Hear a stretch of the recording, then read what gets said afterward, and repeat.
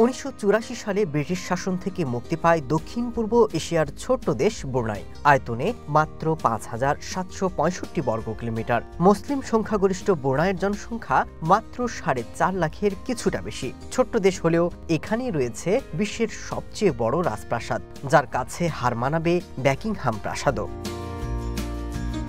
ব্রুনাইয়ের সুলতান হাসান আল বালকিয়ার নিজের বসবাসের জন্য তৈরি করেছিলেন বিলাসবহুল এই রাজপ্রাসাদ, যার নাম দিয়েছেন ইসাতানা নুরুল ইমান, যার অর্থ বিশ্বাসের আলোর প্রাসাদ।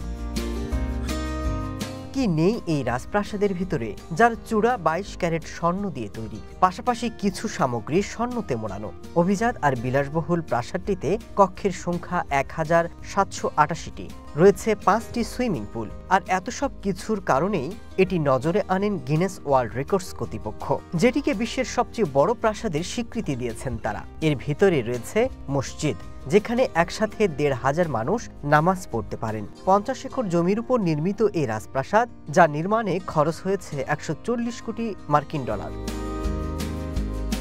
রাজা বাদশার জীবন অভিজাত্যে ধন সম্পদে ভরপুর থাকবে, এটাই স্বাভাবিক। তবে ব্রুনাইয়ের সুলতান যেন অন্য সবাইকে ছাপিয়ে গেছেন। বিশেষত তার গাড়ির প্রতি অনুরাগ আলাদা করে নজর কাড়ে।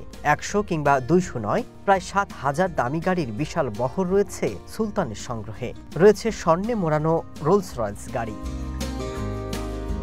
শুধু গাড়ি নয়, সুলতান হাসান আল বালকিয়ার সংগ্রহে রয়েছে আমেরিকার বোয়িং কোম্পানির তৈরি একাধিক বিলাসবহুল ব্যক্তিগত বিমান। এর মধ্যে ফ্লাইং প্যালেস নামে একটি বিমানের কেবিন সোনায় মোড়ানো। শুধু কি তাই, ব্রিটেনে তার প্রিয় একজন নাপিত রয়েছেন। প্রতিবার চুল কাটতে সেই নাপিতকে ব্যক্তিগত বিমান পাঠিয়ে ব্রুনাইয়ে আনা হয়। সুলতানের সম্পত্তির মূল উৎস খনিজ তেল আর প্রাকৃতিক গ্যাস।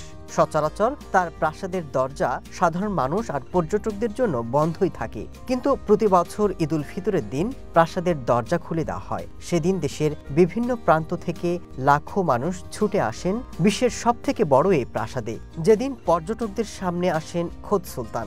তাকে এক নজর দেখতে আর সম্মান জানাতে ভিড় জমান লাখো মানুষ। Masud Rana, one international desk.